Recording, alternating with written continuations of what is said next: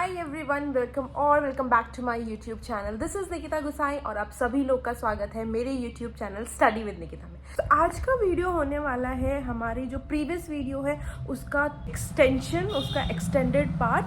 हमने previous video में discuss किया था about complete guide for banking exam, जहाँ पर मैंने आपको कहाँ से शुरू करना है, किस दिन से शुरू करना है और कहाँ से आप कौन से टीचर्स को आप फॉलो कर सकते हो, मैंने अपनी प्रेफरेंसेस बताई थी। ठीक है, क्या सिलेबस ऑलरेडी डिस्कस हो चुका है, क्या क्या सिलेबस होता है।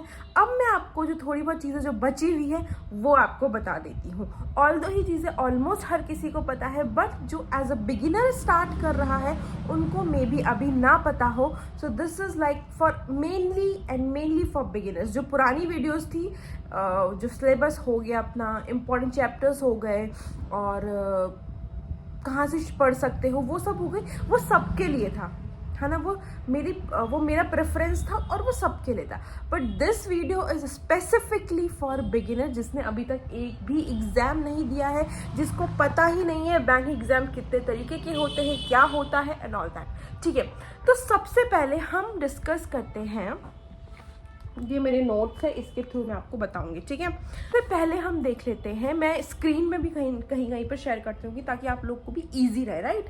तो सबसे पहले आ जाता है क्लर्क एंड पीओ। ठीक है, ये दो चीज़ें हैं, क्लर्क एंड पीओ। ठीक है, अब मैं सैलरी की बात करूँ, सबसे इंटरेस्टिंग चीज़ सैलरी, जिसके लिए आप पढ़ रहे हैं, तो आपको पता होना चाहिए कि आप जिसके लिए इतनी मेहनत कर रहे हो उसका रिजल्ट आपको क्या मिलेगा, आपकी सैलरी क्या होगी। तो अगर आप क्लर्क की बात करें तो आपकी सैलरी हो सकती है 40 to 45,000। ठीक है, और अगर आप बैंक पीओ की बात करें तो आपकी सैलरी हो सकती है अराउंड 80, 75, 85, ये वेरी करती रहती है। ठीक है, सो ये आपकी सैलरी हो सकती है। सो सबसे पहला पॉइंट था सैलरी। क्लर्क का मैंने बता दिया, पीओ का मैंने बता दिया। अब क्लर्क कौन, मतलब कितने बैंक या कितनी बॉडीज इसको रन करती हैं, कितनी बॉडीज इनका एग्जाम लेती हैं। तो क्लर्क और पीओ दोनों में 3 बॉडीज हैं, आरआरबी और आईबीपीएस एंड एसबीआई। ये तीनों ही क्लर्क और पीओ के एग्जाम्स कंडक्ट करती है। ठीक है, तो आरआरबी हो गया, आईबीपीएस हो गया, एसबीआई हो गया।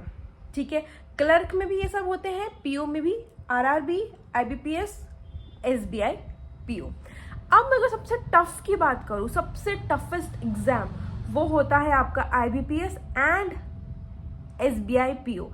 आईबीपीएस एंड एसबीआई पीओ का एग्जाम होता है टफ लेवल का, मतलब आप समझ सकते हो very toughest level. To be very honest, मैं आपको डरा नहीं रही हूँ, पर मैं आपको समझा रही हूँ कि आप इस एग्जाम को बिल्कुल भी हल्के में ना लें, because IBPS PO and SBI PO के एग्जाम होते हैं टफ लेवल के। वहीं पर अगर हम आरआरबी की बात करें, आरआरबी पीओ कंपैरेटिवली इजी होता है, इतना भी इजी नहीं होता है, बट आईबीपीएस पीओ और आईबीपीएस पीओ और एसबीआई पीओ से कम टफ होता है, नॉट वेरी इजी बट या इजी। ठीक है, वहीं अगर हम क्लर्क की बात करें तो अगेन आरआरबी क्लर्क बहुत इजीली आप निकाल सकते हो, आरआरबी क्लर्क आप इजीली निकाल सकते हो, और IBPS clerk and SBI clerk ये भी मॉडरेट होते हैं, not very tough, but toughest exam होते हैं IBPS PO and SBI PO. So toughest exam मैंने आपको बता दिए हैं एंड बाकी सब मॉडरेट एंड ईजी। ठीक है, बाकी ये 6 एग्जाम तो आपके साल में होते ही होते हैं। बाकी कभी कभी ऐसा होता है कि आरबीआई का एग्जाम होता है, आरबीआई असिस्टेंट के लिए पोस्ट आ गई, आरबीआई की एग्जाम्स होते हैं, काफ़ी इंश्योरेंस एग्जाम्स भी होते हैं, एलआईसी एओ का एग्जाम होता है। तो ये भी कुछ बैंकिंग एग्जाम्स है जो कंडक्ट होते हैं विद इन अ ईयर। ठीक है, अब हम क्लर्क की बात करें तो क्लर्क में होते हैं 2 एग्जाम्स, एक प्री एंड मेंस। ठीक है, आप आरआरबी क्लर्क की बात करो, आईबीपीएस क्लर्क की बात करो या एसबीआई क्लर्क की बात करो, 2 एग्जाम्स होते हैं, pre and mains. Whereas PO पीओ की अगर हम बात करें, be it RRB PO, IBPS PO और एसबीआई पीओ, तो इसमें होते हैं 3 एग्जाम्स, 3 फेजेस में होता है। First is your again pre, mains and then is your interview. तो यस, पीओ में इंटरव्यू भी होते हैं।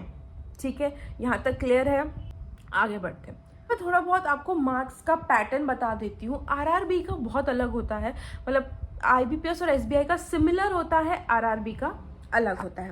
अब पहले हम आरआरबी की बात करें, भले वो क्लर्क हो या पीओ हो, उसका एग्जाम पैटर्न क्या होता है। तो आरआरबी में सिर्फ 2 सब्जेक्ट्स होते हैं प्री में, प्री की बात हो रही है अभी, ठीक है, अभी मेंस की बात नहीं हो रही है, अभी प्री की बात हो रही है। तो आरआरबी में 2 सब्जेक्ट्स होते हैं प्री में, quants and your logical reasoning, जो कि टोटल होता है, जो कि 80 मार्क्स का होता है, जिसमें आपको 45 मिनट्स मिलते हैं, ठीक है। 40 मार्क्स ईच, 40 मार्क्स आपकी क्वांट्स होती है और 40 मार्क्स आपका रीजनिंग होता है। आपको पूरे 80 मार्क्स का होता है ये पेपर, और आपको मिलते हैं 45 मिनट्स। 20 मिनट्स आपको मिलते हैं क्वांट्स में एंड 25 मिनट्स आपको मिलते हैं रीजनिंग में। तो ये दोनों के लिए होता है, क्लर्क के लिए भी और पीओ के लिए भी। आरआरबी प्री की बात हो रही है, आरआरबी प्री में क्लर्क और पीओ के लिए ये पैटर्न फॉलो किया जाता है। अब हम बात करते हैं IBPS PO clerk and SBI PO and clerk में क्या पैटर्न होते हैं, ठीक है। क्या सब्जेक्ट्स होते हैं, तो सब्जेक्ट सिमिलर होते हैं, इसमें 3 सब्जेक्ट आ जाते हैं, ठीक है। इसमें प्री में 3 सब्जेक्ट आ जाते हैं, आईबीपीएस और एसबीआई में 3 सब्जेक्ट होते हैं, English, quants and your reasoning, ठीक है। ये आपके 100 मार्क्स का होता है और आपको 1 आवर मिलता है ये पूरा सॉल्व करने के लिए, ठीक है। प्री की बात हो रही थी, तो दोनों में यहाँ पे प्री में आपको समझ आ गया कि आरआरबी में क्या होता है प्री में, और क्वांट्स में सॉरी आईबीपीएस और एसबीआई में क्या होता है प्री में, ठीक है, पीओ और क्लर्क। अब बात करते हैं मेंस की। आरआरबी मेंस में सब्जेक्ट्स हो जाते हैं थोड़े से ज्यादा। अभी इनिशियल में क्या हो रहे थे, प्री में क्या थे, सिर्फ 2 सब्जेक्ट्स थे, अब मेंस में आ जाते हैं 4-5 सब्जेक्ट। सबसे पहले आपका लैंग्वेज सब्जेक्ट आता है। आप इंग्लिश और हिंदी में से एक लैंग्वेज को चूज कर सकते हो। अगर आपने इंग्लिश मीडियम से नहीं पढ़े, आप हिंदी मीडियम से पढ़े हो, तो you can opt for Hindi. Language subject होता है, उसमें आप हिंदी में ऑप्ट कर सकते हो, और अगर आपको इंग्लिश में कंफर्टेबल हो तो आप इंग्लिश को ऑप्ट कर सकते हो। तो ये भी आरआरबी की बात हो रही है, ठीक है। इंग्लिश हिंदी हो गया, लैंग्वेज मतलब इसको लैंग्वेज टेस्ट ले लो, ठीक है। लैंग्वेज हो गया, आपका क्वांट्स होता है, रीजनिंग होता है, जीके हो गया, जिसको आप जनरल अवेयरनेस और बैंकिंग अवेयरनेस भी बोल सकते हो, ठीक है। एंड इज योर कंप्यूटर, तो उसमें कंप्यूटर्स का भी टेस्ट होता है। क्या इंग्लिश और हिंदी लैंग्वेज हो गया, ठीक है। जीके हो गया, जनरल अवेयरनेस, बैंकिंग अवेयरनेस सब एक होता है, करंट अफेयर्स ये सब एक में आ जाता है। Quants and your reasoning and your computers, 5 subjects हो गया आपका आरआरबी मेंस में। अब हम आईबीपीएस और एसबीआई मेंस की अगर हम बात करें तो इसमें 4 सब्जेक्ट्स होते हैं। इंग्लिश, इसमें हिंदी नहीं होता है, इसमें सिर्फ एक सब्जेक्ट होता है, that is your English. English हो गया, क्वांट्स हो गया, रीजनिंग हो गया and your journal awareness, current affairs, banking awareness, सब कुछ इसके अंदर आ जाता है। तो ये होता है आपका मेंस का पैटर्न, ठीक है। अब पढ़ाई की बात करें तो अलग अलग कहीं से नहीं पढ़ने, ये नहीं कि मैं आरआरबी की तैयारी कर रहा हूँ तो मैं आरआरबी के लिए ही पढ़ रहा हूँ, नहीं, सबकी पढ़ाई सेम होती है। It's just about the level, ठीक है। टॉपिक सबके ऑलमोस्ट सेम होते हैं, इट्स ऑल अबाउट लेवल, कि किसी का लेवल हार्ड होता है, किसी का मॉडरेट होता है एंड किसी का इजी होता है। बट अगर हम पढ़ाई की बात करें तो पढ़ाई सब में सेम है, तो पढ़ाई से रिलेटेड कुछ भी अलग नहीं है, पढ़ाई आपको सबके लिए सेम करना है, इट्स जस्ट अबाउट लेवल, ठीक है। सो आई होप अभी तक आपको बैंक एग्जाम से रिलेटेड सारी चीज़ें समझ आ चुकी होंगी। मैंने यहाँ पर जो आपको पैटर्न्स तक बता दिए हैं, किस पैटर्न में कैसा होता है, आरआरबी में क्या होता है, आईबीपीएस और एसबीआई में क्या होता है, ठीक है। अर्लियर वीडियोस में मैं आपको स्ट्रैटेजीज बता चुकी हूँ कि आप क्या स्ट्रैटेजी फॉलो कर सकते हो और कहाँ कहाँ से आप पढ़ सकते हो, क्या क्या सिलेबस है, कौन कौन से टॉपिक्स बहुत ज़्यादा इंपॉर्टेंट है, ये सब मैं अपनी पुरानी वीडियोज़ में डिस्कस कर चुकी हूँ।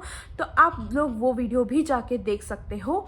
एंड या that is it for this video. I hope आप लोग को अच्छा लगा हो, और अगर आप लोग को समझ में नहीं आया या फिर आपको कुछ पॉइंट हो गया जो आपको लगा कि हाँ ये मिस हो गया है मेरे से, तो आप कमेंट सेक्शन में उसको लिख सकते हो, मैं आपका रिप्लाई कर दूंगी। सो या thank you for watching and मिलते हैं अगले वीडियो में। All the best.